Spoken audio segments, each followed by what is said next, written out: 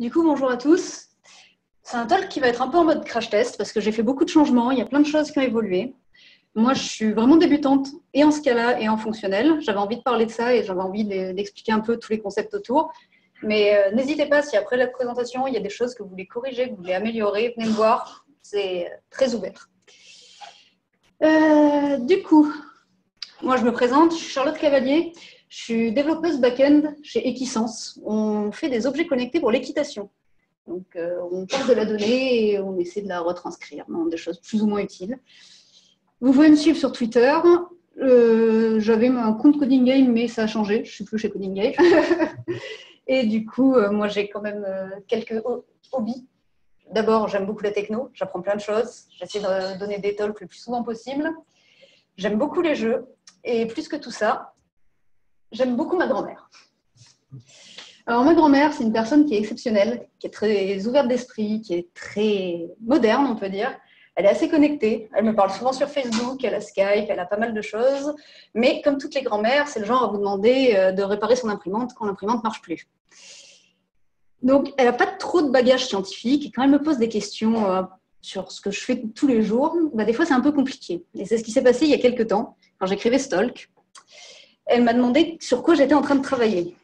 Donc là, je me suis lancée, je lui ai dit, en fait, je suis en train d'écrire une nouvelle conférence sur la programmation fonctionnelle, parce que je pense que la programmation fonctionnelle, ça peut répondre à plein de besoins qu'on a aujourd'hui en informatique, que ce soit des besoins en concurrence, des besoins de scalabilité. Bon, là, elle m'a arrêtée tout de suite. Elle m'a dit, qu'est-ce que tu entends par concurrence? Ça veut dire quoi précisément? Alors, j'ai essayé de lui expliquer en termes qu'elle pouvait comprendre. Alors, tu vois, quand tu es en train de cuisiner et que tu as ta poêle avec tes tomates, que tu es en même temps en train de préparer tes poivrons, tes oignons, tu as tout qui cuit, et qu'en même temps, il y a ton four qui est en train de chauffer. Tout ça, c'est ce qu'on fait en informatique. On fait des choses en même temps et on essaie qu'on puisse faire tout en même temps sans se catapulter les uns les autres. Ça, c'est ce qu'on appelle la concurrence. Quand on essaie d'accéder à pas mal de choses en même temps, sans tout péter, on appelle ça la scalabilité. Et ça, c'est des problématiques qu'on a tous les jours. Elle m'a dit, mais attends, si moi je suis capable de cuire des tomates et couper des poivrons en même temps, vous en informatique, ça fait longtemps que vous êtes capable de faire des choses en même temps. Moi, quand je suis sur mon ordinateur, je peux faire du Facebook, je peux faire jouer aux cartes et en même temps parler à ton oncle sur Skype. Oui, mais par contre, quand on le fait au sein d'une même application, on a une légère tendance à faire des choses mal qu'on appelle des effets de bord. Les effets de bord, c'est comme si tu mets une tarte dans ton four à 180 degrés. Tu te dis, ça va cuire pendant 20 minutes, je peux aller me faire un thé et laisser mon four chauffer. Mais pendant ce temps, il y a quelqu'un qui est venu et qui a changé ton four et qui l'a monté parce qu'il voulait se faire une pizza. Quand tu vas revenir pour chercher ta tarte, elle va être complètement brûlée. Ça, c'est ce que nous, on appelle un effet de bord. Ça paraît trivial comme ça, mais finalement, c'est ce qu'on fait tous les jours. On a des programmes qui vont accéder à des variables, qui vont les modifier. On va modifier des data structures. On va changer les valeurs de champs dans des objets. On va renvoyer des exceptions. On va lire l'entrée standard ou sortir sur la sortie standard. On va écrire dans des fichiers. Tout ça, c'est des choses qui peuvent produire des effets de bord parce que ça va changer l'ensemble du système. Et ça, c'est notamment ce que le fonctionnel nous permet d'éviter. Donc, vous pouvez utiliser du fonctionnel. Et pourquoi ça résout nos problèmes? Grâce à la notion de pure fonction. En fonctionnel, on va essayer d'avoir cette notion de pure fonction qui a deux propriétés majeures. Pour les mêmes paramètres, une fonction aura toujours le même résultat. Et une fonction ne va jamais modifier son environnement. Ça paraît trivial, mais c'est très très fort. Je vais essayer de vous donner des petits exemples. Si vous voulez suivre, il y a les exercices qui sont sur Coding Game. Et je vais essayer de vous le faire en live. Et vous serez indulgents parce que je n'ai pas du tout révisé. Donc, je ne sais pas bien ce que ça va donner.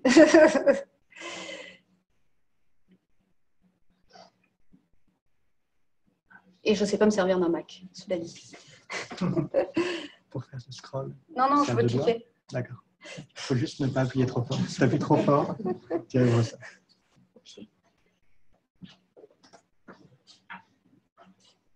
Okay. Le petit clic, mais pas trop. C'est trop moderne. Donc là, j'ai essayé de faire un exemple un peu trivial. Je vais essayer de réinitialiser tout ça.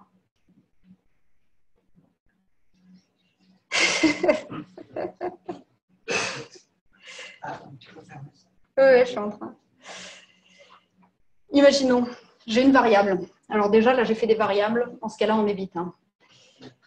Là, j'ai mis var URL. Ça voudrait dire que j'ai une variable dans laquelle je définis l'URL que je vais construire à partir de cette donnée. Donc évidemment, quand j'exécute cette donnée, la première fois, URL va être égale à URL http://url.io.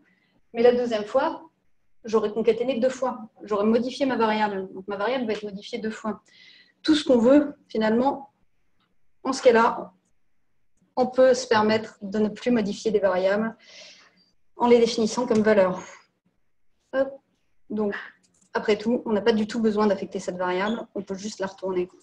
Là, on a une pure function, parce que quoi qu'il arrive, on aura toujours la même valeur en sortie. C'est un exemple trivial, mais c'est pour illustrer un peu ce qui peut se passer quand on modifie des valeurs. On a tous passé du temps à débugger du code sans savoir quel processus, qu'est-ce qui avait modifié quoi dans ce programme. Pourquoi nos données en base avaient changé.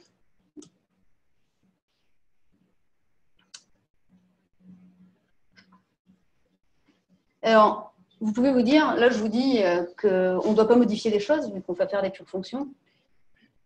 On va modifier des choses, bien sûr, qu'on va faire des entrées-sorties, bien sûr. Mais par contre, notre code métier, on va essayer de le faire le plus immutable possible. En étant immutable, on va pouvoir le paralléliser. Et on va pouvoir, de cette façon, l'observer.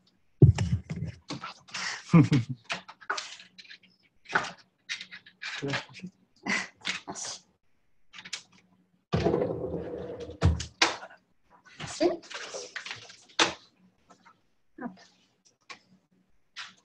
Donc, cette notion de pure fonction nous permet d'écrire du code plus propre. Alors, j'essaie de m'y retrouver un peu. Hop. La deuxième notion qui est impliquée par ces pures fonctions, par le fonctionnel, c'est la notion de higher order function. Quand j'ai parlé à ma grand-mère de first class citizen, elle a pensé à citizen Kane. Ce n'est pas tout à fait la même chose. Non, on parle souvent en fonctionnel des classes comme un objet, comme un citoyen de premier ordre. En anglais, c'est first class citizen. Ça veut dire qu'une fonction va se comporter exactement comme tous les autres attributs du langage. On peut lui l'affecter à un nom, il peut être le résultat d'une fonction, il peut être le paramètre d'une fonction. Et tout ça, ça va nous amener à des propriétés très utiles. Je vais reprendre mon exemple.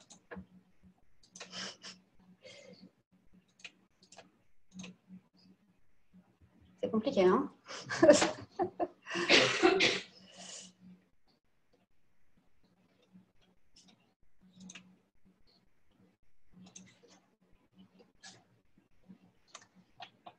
Du coup, imaginons une fonction dont le boulot soit dire bonjour. On va définir une fonction qui va prendre en paramètre un nom et qui va retourner bonjour si le nom est donné, et sinon qui va demander à la personne qui elle est. Donc cette fonction va prendre en paramètre un string.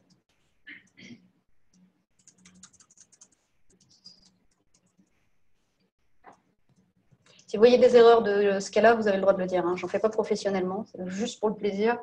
Donc, je peux faire des erreurs.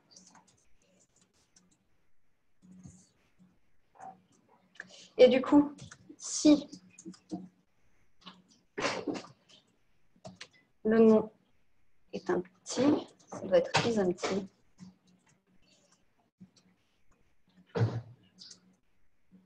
On va retourner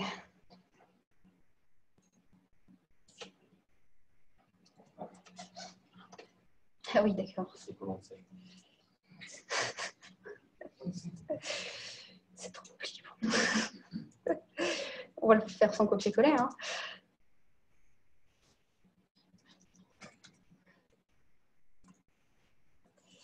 Et sinon, on va retourner. Allez. Ma question, c'était de prendre une fonction qui puisse être adaptable. Donc, il faut que je prenne une fonction en paramètre.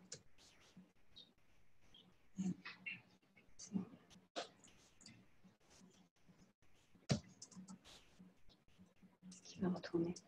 Je ne sais plus comment c'est la syntaxe. C'est ça.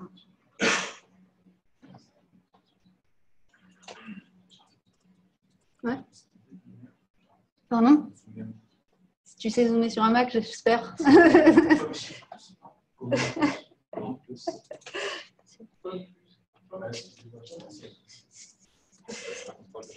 Pomme plus, tu dis?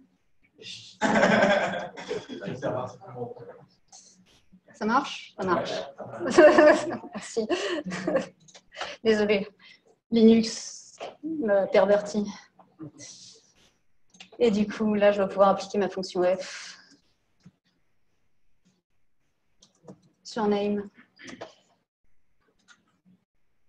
Mon but, là, c'est d'avoir une fonction qui va avoir deux comportements différents. Soit j'applique la fonction si mes paramètres sont bons, soit je ne l'applique pas si mes paramètres ne sont pas corrects. Ce qui me permet, par exemple, si demain je veux faire de l'internationalisation, de passer différentes fonctions en paramètres. C'est ce que je fais ici. Ici, j'appelle greetings en lui passant une fonction en paramètres. Du coup, là, ça paraît trivial, mais ça a plein d'applications sympas. Typiquement, là, si je veux trier mes listes, ben, j'ai juste à passer en paramètres la façon de trier les listes. Du coup, là, je peux appeler la fonction sort que j'ai définie, qui prend en paramètre un comparateur. Donc, c'est... Je ne me rappelle plus. Non, je crois que c'est un truc bidon. Je vais sortir mes anti-chèches. J'ai oublié la syntaxe. Je ne fais plus de Scala depuis quelques temps. Donc, c'est un truc bidon, mais genre ça. Je sais qu'on peut le faire avec les métacaractères. On doit pouvoir faire ça. Et passer la liste en paramètres. Je vais essayer ça. Ah oui, non. Comment c'est?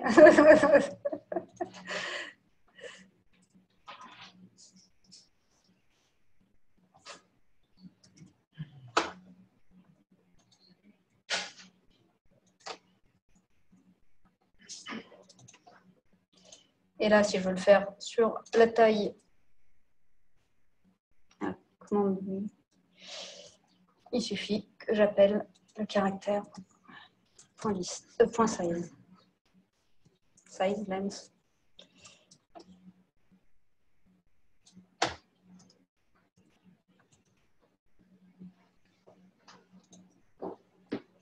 Allez, on est trois. C'est ça la syntaxe? Toi, tu fais du Scala, je crois, professionnellement. C'est le projet, c'est le talk crash test. En fait, j'ai changé pas mal de trucs. Du coup, j'essaie de m'y retrouver. Alors, ça n'a pas du tout marché. Parce que je ne me suis pas trompée dans les sens.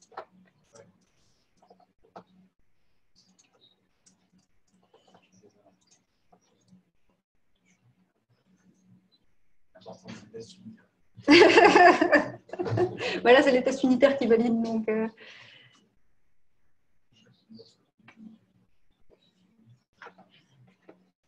voilà, c'est bon. Donc, tout ça pour dire que je vous ai présenté les higher order functions sans trop vous expliquer à quoi ça sert, mais ça a des vraies applications pratiques. Typiquement, à chaque fois que vous utilisez l'API collection pour ceux qui font du Java, ou en Scala, tous ceux qui font tout ce qui est du MapReduce, vous passez des choses en paramètres, tout ça c'est grâce aux higher order functions. On revient un peu au slide. Là, je vous ai parlé des deux concepts clés. Mais par contre, il y a trois outils qui m'ont vraiment changé la vie en tant que développeur. D'abord, la curification. La curification, ça n'a rien à voir avec la cuisine indienne. La curification, vous en entendrez souvent parler quand vous entendrez parler de fonctionnel, c'est un des points qui est le plus difficile à expliquer pour les débutants. Je vais d'abord vous parler d'application partielle. Qu'est-ce que c'est qu'une application partielle? Vous avez une fonction qui a n paramètres et vous voulez binder des valeurs de ces paramètres. Vous allez pouvoir, par exemple, là je vous ai pris un exemple concret, dire que vous connaîtrez toujours la même base de données. Donc vous n'avez pas besoin de la redéfinir, de la passer en paramètres à chaque fois. Vous pouvez avoir une fonction add colonne qui va ajouter automatiquement à la base de données que vous aurez définie dans votre fonction. Donc là, vous avez fait une application partielle de add colonne. Je vais avoir un exemple concret là-dedans.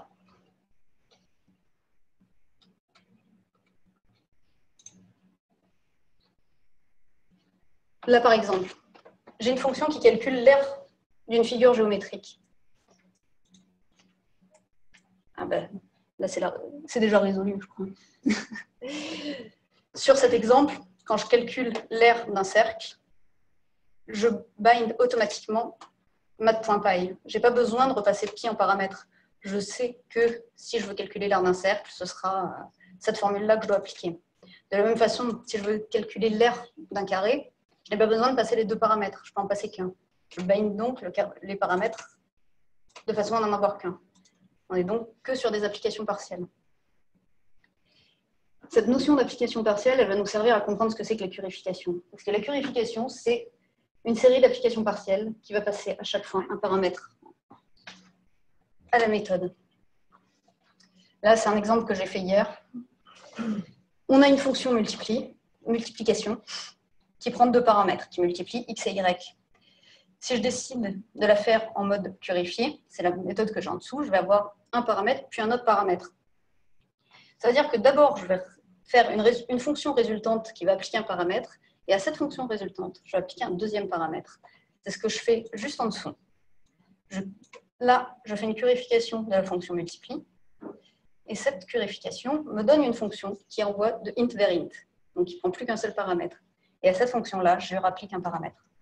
C'est l'exemple que je fais juste en dessous. Vous pouvez poser des questions. Je sens que ce n'est pas évident. C'est l'exemple qu'il y a juste là. Là, j'ai transformé la fonction multiplie en une fonction qui ne prend plus qu'un seul paramètre.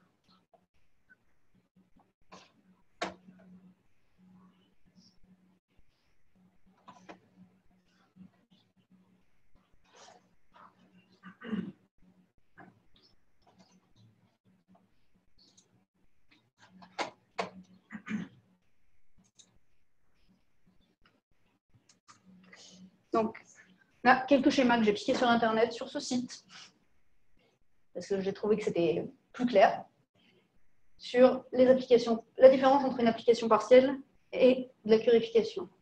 Une application partielle, on a n paramètres, on applique avec n-x paramètres. Donc, on a une fonction résultante qui a moins n paramètres. Purification, on a une série d'appels de fonctions, tous avec un paramètre en moins.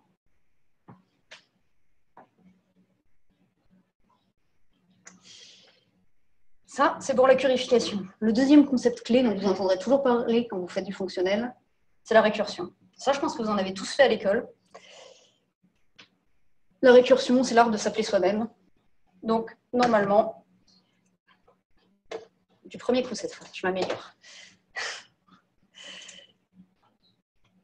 Là, j'ai un exemple qui se voit encore moins bien,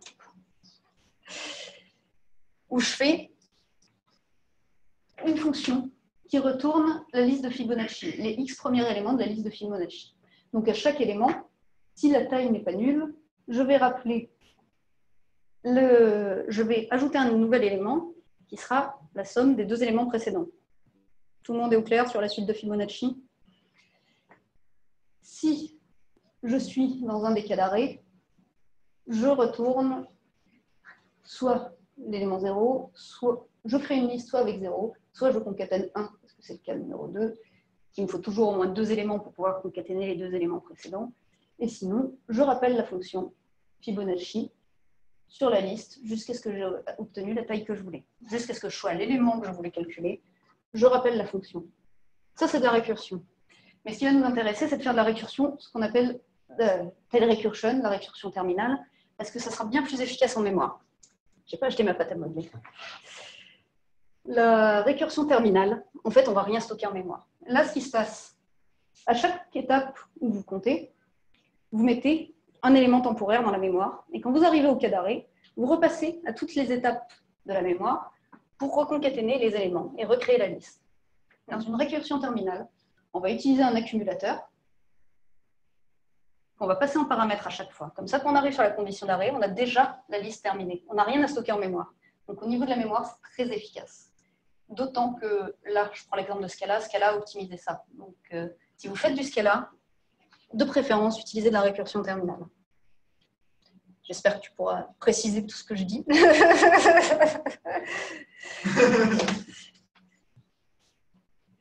Donc, est-ce que j'ai mis un petit exemple sur la récursion?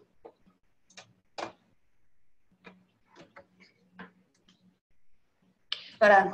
Là, je vous ai mis un exemple de stack. Je vais l'expliquer parce que ce n'est pas forcément clair. Qu'est-ce qui se passe si je ne fais pas de taille récursion? Là, je vais faire un 4 factoriel. La fonction factorielle, vous êtes tous... Donc, 4 fois 3 fois 2 fois 1. J'appelle sans taille récursion, en récursion normale. Je vais faire 4 fois 3. Je vais stocker 4 dans ma mémoire. Je vais rappeler sur 3 factoriel. Je vais rappeler ma fonction factorielle sur 3. Jusqu'à ce que j'arrive à la condition d'arrêt. Si je suis à factoriel de 1, je renvoie 1. Donc, à partir de là, je vais commencer à remonter dans ma pile mémoire. Donc, j'ai stocké au moins 8 éléments en mémoire. Là, j'ai fait 4 factoriels, j'ai donc stocké 4 en mémoire, et je suis rappelé sur 3 en lui passant le résultat déjà que j'avais sur 4. Donc, quand j'arrive au bout, j'ai rien à faire, je renvoie le résultat. Donc, niveau mémoire, c'est bien meilleur. Dernier élément qu'on utilise tous les jours, les lambdas. Les lambdas, c'est très simple. C'est juste, au final, rien d'autre que des fonctions. Non, je suis pas arrivée. C'est rien d'autre que des fonctions anonymes, au final. On va passer en paramètres des fonctions qu'on ne va pas définir. Il y a des fois où on n'aura pas besoin de pouvoir réutiliser une fonction, soit parce qu'elle va être triviale, soit parce qu'elle aura un usage tellement particulier qu'on n'a pas besoin de la stocker. Dans ce cas-là, on peut passer la fonction directement en paramètres. C'est ce qu'on appelle les lambda expressions. Pour faire simple. Par exemple, là, j'ai une opération, une fonction opération, qui fait la somme de x éléments, de 1 à n. Mais cette somme, je voudrais avoir une fonction somme, qui renvoie donc la somme des éléments de 1 à n. Donc je peux lui passer la fonction identité en paramètre. Mais si je veux avoir la somme des carrés, il suffit que je lui passe une fonction carré et appliquer la fonction carré sur chacun des éléments. Pareil, si je veux la somme odd, c'est impair, la somme des nombres impairs, je passe une fonction qui retourne l'élément si l'élément est impair, et sinon, qui retourne 0. Donc ça, c'était pour les fonctionnalités triviales, mais il y a 2 autres fonctionnalités que je trouve vraiment, vraiment intéressantes.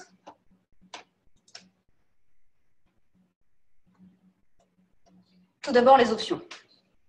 Le schéma, il n'est pas de moi. Vous pouvez chercher sur Internet, c'est quelqu'un qui explique toute la théorie du fonctionnel en dessin. Une option, c'est l'idée de se dire, on a des valeurs qui n'ont pas forcément de valeur à un moment, de valeur utilisable. On a des objets dont on voudrait qu'ils aient un comportement spécifique quand ils n'ont aucune valeur, et un comportement quand ils ont une valeur. Pour ça, on a le type option.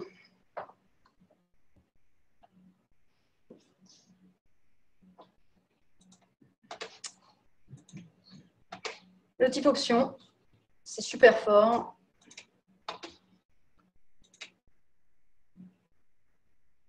Parce que ça évite notamment, en Java ça existe, c'est pour ça que je le précise, ça évite notamment les null pointer exception.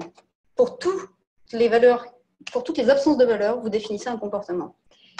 En l'occurrence, en ce cas-là, on a le type non et le type somme. Par exemple, si je prends la fonction divide, si le diviseur est égal à 0,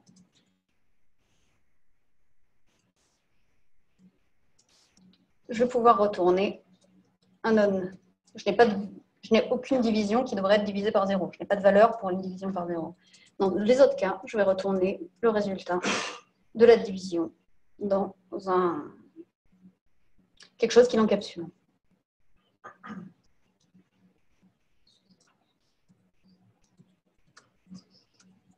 qui me permet surtout de pouvoir définir des comportements selon mon type de résultat.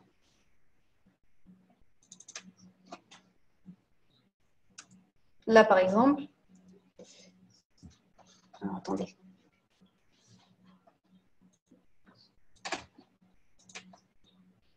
Là, c'était pour définir un diviseur.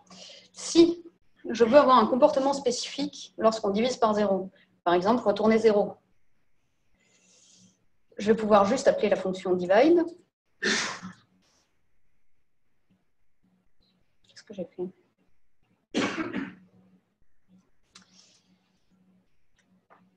Sur montant et divisor.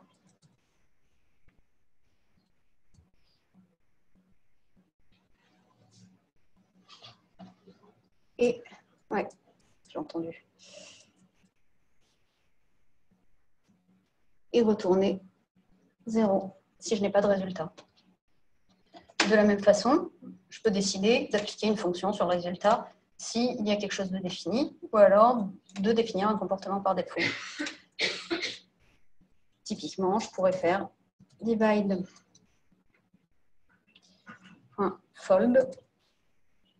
qui retournera -1.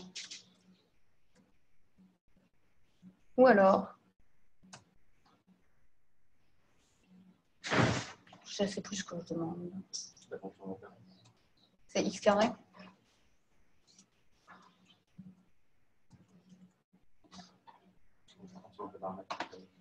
Pardon? Ah oui, bien vu.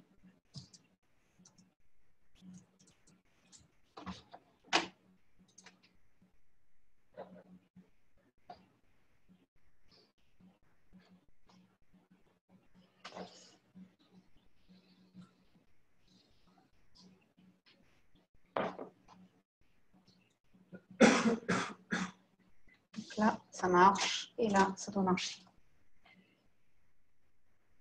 Ça nous permet donc de traiter nos cas d'erreur proprement. On peut gérer nos cas d'erreur proprement dans le code.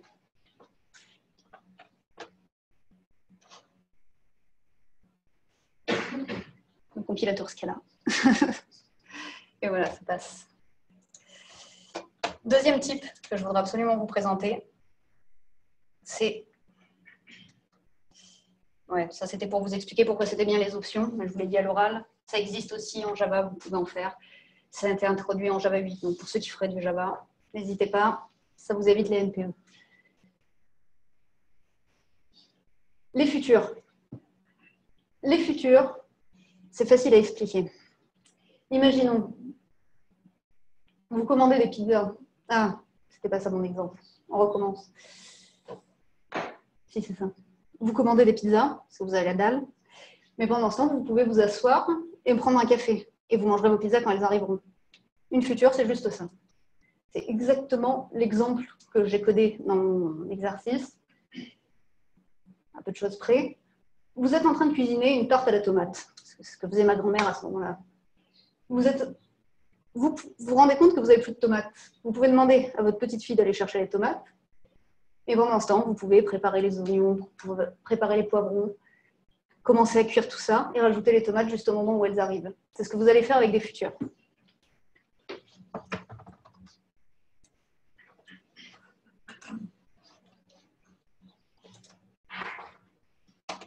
Hop.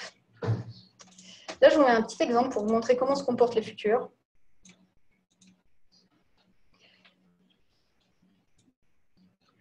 J'ai une future qui va aller chercher des tomates et qui, en attendant, va faire plein d'autres choses. Donc là, vous voyez, on a bien exécuté frire les oignons, frire l'ail, couper les oignons, couper les poivrons. Et pendant ce temps, les tomates sont arrivées, donc on peut utiliser les tomates. Pour utiliser ces tomates, vous avez différentes fonctions qui vous permettent de les utiliser. Typiquement, une fois que vos tomates sont arrivées, vous pouvez décider de retourner vrai seulement quand vous avez au moins 4 tomates.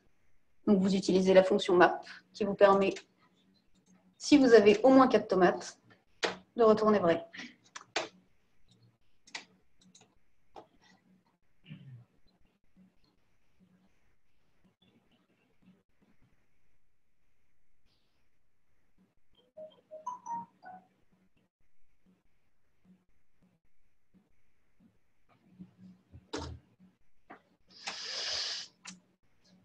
Du coup, voilà. Ça, c'est vraiment une fonctionnalité qui est vraiment clé. Les deux dernières fonctionnalités que je vous ai présentées, ça fait partie des fonctionnalités qui en général posent des soucis parce que c'est ce qu'on appelle des types monadiques.